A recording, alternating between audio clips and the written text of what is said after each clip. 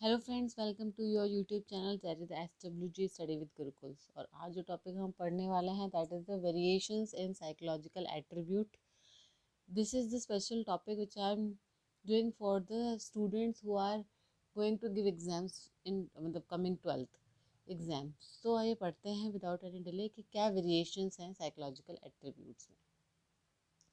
Friends, variations जो होता है आप उसको वेरिएबिलिटी की that is a fact of nature, या आप उसको बोल दीजिए कि that is a rule of nature. Variation जो है आपको नेचर में हर जगह पाएगी, एंड इसकी वजह से हम जो लोग हैं individuals, we are not an exception. तो we you will find variations in each and every aspect of the nature, and उसमें इंडिविजुअल वेरिएशंस जो है बहुत लाजमी है, because we differ from each other. आप, मैं, इवन जो क्लोज ब्रदर सिस्टर्स होते हैं, ट्विंस होते हैं, वो भी डिफर करते हैं। जब हम साइकोलॉजी में जिस इंडिविजुअल डिफरेंसेस की बात कर रहे होते हैं, तो हम बात कर रहे होते हैं डिस्टिंक्टिवनेस। डिस्टिंक्टिवनेस मतलब विभिन्नता। विभिन्नता किन चीज़ों की? हमारे करेक्टरिस्टिक्स की, हमारे बिहेवियर की, हमारे बिहेवियर पैटर्न्स की, जो कि डिफ़र करती है। एंड बहुत सारे साइकोलॉजिस्ट मानते हैं कि ये डिफरेंस किस वजह से होता है, because of our personality traits.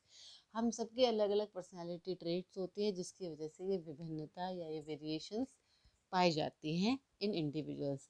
या कुछ बिलीव करते हैं कि it's all because of situational factors, मतलब किस सिचुएशन में लोग फेस करते हैं अपने एक्सपीरियंस से, उससे उनके बिहेवियर और उनके एट्रीब्यूट्स का पता चलता है। जैसे कि अगर आप बॉस के सामने होते हैं, बॉस आपको अग्रेसिवली डांट रहा होता है, तो मोस्ट ऑफ द इंडिविजुअल्स क्या करते हैं, वो रिवर्ट बैक नहीं करते हैं। बट सेम वही चीज़ घर पे आके कोई आप पे थोड़ा सा भी चिल्ला दे, झल्ला दे, तो आप रिवर्ट बैक कर जाते हो। तो it's all because of the situational factors, ऐसा कुछ साइकोलॉजिस्ट मानते हैं। नाउ, साइकोलॉजिकल एट्रीब्यूट्स क्या होते हैं? हम बात कर रहे हैं कि हम जो डिफ़र करते हैं, we differ because of the psychological attribute. तो साइकोलॉजिकल एट्रीब्यूट कुछ भी हो सकता है जो कि हम मेजर कर ले, एसेस कर ले इन अ साइंटिफिक वे।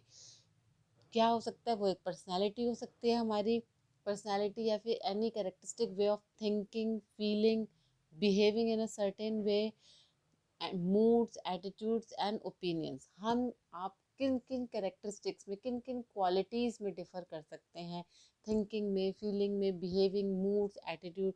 तो ये सब क्या होते हैं? हमारे साइकोलॉजिकल एट्रीब्यूट्स होते हैं। तो ये एक सिंपल फिनोमेना है, जिसमें कि एक सिंपल फिनोमेना से लेके कॉम्प्लेक्स फिनोमेना भी हो सकता है। सिंपल फिनोमेना जैसे कि time taken to react to stimuli. कुछ लोग जो है किसी भी स्टिमुलाई को बहुत जल्दी से रिएक्ट करते हैं, और कुछ लोग टाइम लेते हैं। कुछ लोग बहुत स्पॉन्टेनियसली एक्ट कर लेते हैं। Some people no they linger on something.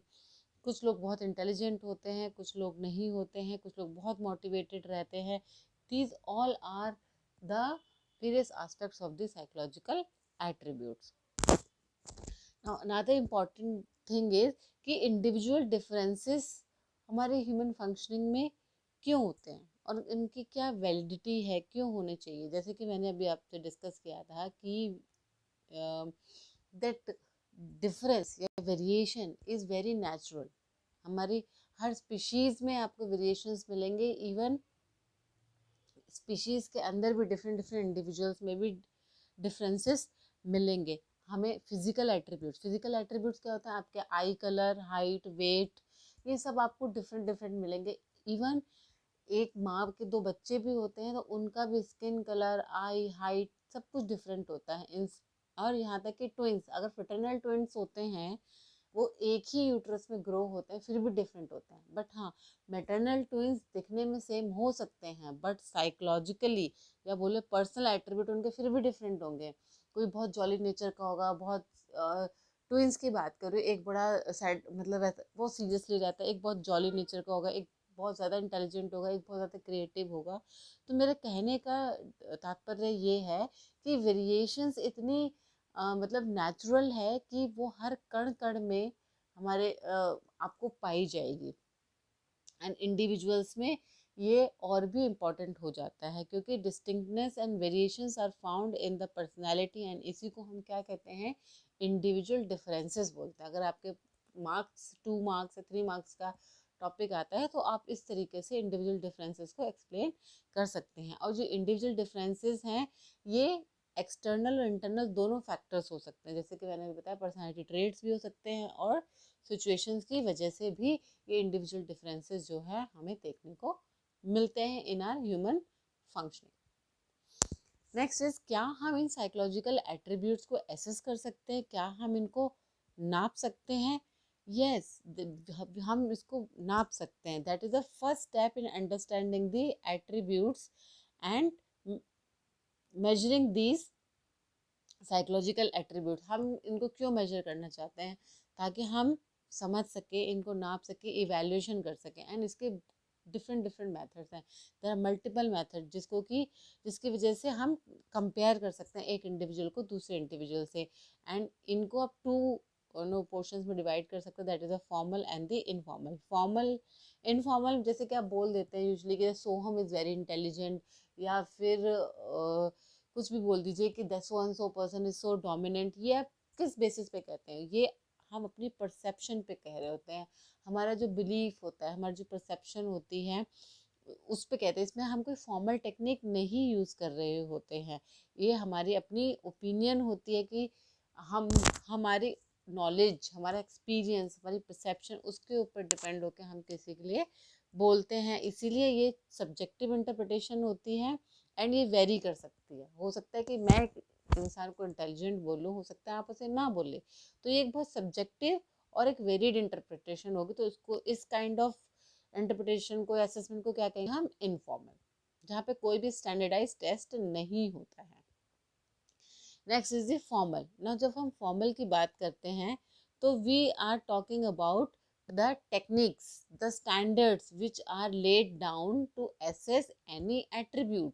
वो हमारी परसेप्शन पे डिपेंड नहीं करेंगे, हमारे बिलीफ सिस्टम पे डिपेंड नहीं करेंगे। वो जो है स्टैंडर्ड रहेंगे all over the world. India में भी कोई टेस्ट किया जाएगा तो भी वो सेम वही ऑब्जेक्टिविटी के साथ आपको मेजर करेंगे, या फिर जब यूएस में है तब भी वो सेम टेस्ट आपको सिमिलर तरीके से मेजर करेगा, जिनकी इन टेस्ट की रिलायबिलिटी और वैलिडिटी होती है। तो फॉर्मल टेस्ट क्या होते हैं? जो कि ऑब्जेक्टिव, स्टैंडर्डाइज्ड और ऑर्गेनाइज्ड वे से हमें साइकोलॉजिकल एट्रीब्यूट मेजर करने दे। That are the formal techniques, that is universal, मतलब एवरीवेयर। नाउ, ये असेसमेंट हम क्यों करते हैं? साइकोलॉजिकल एट्रीब्यूट्स का हम क्यों करना चाहते हैं? Why there is need because we want to understand and evaluate various qualities, attributes and behavioural patterns of an individual, to know and no research के लिए या फिर इंफॉर्मेशन के लिए हम इसको एक सिस्टमेटिक और स्टैंडर्डाइज वे से टेस्टिंग कर सके, और किसी को प्रॉब्लम आती है तो उसको सॉर्ट आउट कर सके। Now there are basically 5 domains of the psychological assessment. अब इसको समझने के लिए हमें समझ लेना चाहिए कि there are mainly 5 pillars of psychology, जो आप इधर देख सकते हैं। That first one is the biological, जिसमें कि हम bio psychology, neuroscience, sensation, consciousness के बारे में जानते हैं। कॉग्निटिव में है second one, that is perception, thinking, intelligence, memory, ये सब पढ़ते हैं हम कॉग्निटिव साइकोलॉजी में। नेक्स्ट है डेवलपमेंटल, जिसमें कि हम learning and life span development में ये साइकोलॉजी काम करते हैं। नेक्स्ट है सोशल एंड पर्सनैलिटी, इसमें जो सब टॉपिक्स आ जाते हैं, that is the social, personality, emotions and motivation. Last one is the mental and the physical health, which includes abnormalities of mental psychology, therapies क्या है उसके लिए, स्ट्रेस, लाइफस्टाइल, हेल्थ। तो ये बेसिक 5 पिलर्स हैं साइकोलॉजी के, जिनको लेकर जो है ये मेन 5 साइकोलॉजिकल एट्रीब्यूट्स हम पता लगा सकते हैं। जैसे कि मैं ये वीडियो जो है 12th क्लास के बच्चों के लिए बना रही हूँ, तो मैंने वही मेन 5 डोमेन्स लिए हैं एट्रीब्यूट्स के, that is very easy to understand. The first one is the intelligence. Intelligence क्या होता है? It is an individual's capacity to understand the world and the ability to make best use of it, whatever you person है। मतलब आप दुनिया को कैसे समझते हो और कैसे उसको अपने लिए बेस्ट तरीके से यूटिलाइज करते हो, that is the intelligence. Intelligence ये नहीं होता कि क्वेश्चन आंसर रट ले और उसको सुना दे, that is not intelligence. Aptitude, aptitude क्या होता है? It is defined as individuals potential and capacity to learn and acquire the skill, and there are various aptitude tests which give us a clear picture of what a person is capable of. Now aptitude क्या है? ये individual की क्षमता होती है, potential होता है maximum, वो कि किस सब्जेक्ट में कितना लर्न कर सकता है, कितना स्किल एक्वायर कर सकता है। और आज की डेट में बहुत सारे ऐसे एप्टीट्यूड टेस्ट हैं जो कि हमें क्लियर पिक्चर दे देते हैं कि we are best at what subject, जो कि बेसिकली लोग करियर काउंसलिंग और गाइडेंस में ऐसे एप्टीट्यूड्स बच्चों को कराते हैं when they have to choose their stream, कि वो मेडिकल ले, नॉन मेड ले, म्यूजिक में जाएं, कहाँ जाएं। तो ऐसे बहुत सारे एप्टीट्यूड्स आजकल अवेलेबल हैं। Next is the interest. ना इंटरेस्ट क्या होता है? It is a preference mode of an individual, कि मेरी प्रेफरेंस क्या है, मैं अपने आप को किस में एंगेज रखूँ। It is engagement of himself और herself that is related to others. हो सकता है जैसे मैं हूँ, मुझे अच्छी लगती है वीडियोस बनाना, दैट इज़ मेरा इंटरेस्ट है, और किसी का हो सकता है कि वो म्यूजिक बनाना पसंद करे।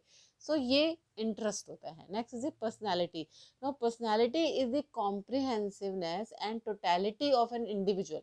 इसमें आपके इंटरनल एक्सटर्नल लुक्स, आपके इंटरनल एट्रीब्यूट्स, सब कुछ आ जाता है। That is a characteristic of a person which make distinct from others. ना जब हम पर्सनैलिटी की बात करते हैं तो हम सिर्फ लुक्स की बात बिल्कुल नहीं कर रहे होते हैं।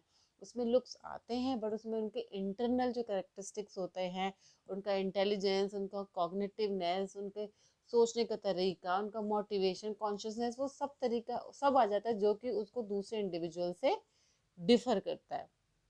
Next is the values. Values क्या है? Values are the enduring believes about an ideal mode of the behaviour. ये हमारा बिलीफ सिस्टम है, कि हमारी मान्यता है कि एक बिहेवियर को लेके, एक आइडियल मोड बिहेवियर को लेके हमारी उसको लेके क्या मान्यता है। तो बेसिकली दीज आर 5 डोमेन्स जो कि 5 पिलर्स ऑफ साइकोलॉजी से लिए गए हैं। तो friend, this was all for today's video. I hope आपको ये टॉपिक वर्थफुल रहेगा आपके एजुकेशन के लिए। अगर आपको मेरी वीडियोस अच्छी लगती हैं तो प्लीज़ शेयर एंड सब्सक्राइब करिए, एंड बने रहिए मेरे नेक्स्ट वीडियो तक। मैं इसके आगे कंटिन्यू करूँगी। और अगर आपको मेरी वीडियोस अच्छी लगती हैं, फीडबैक देना चाहते हैं, तो कमेंट करिए एंड लाइक करना ना भूलिएगा। Thank you.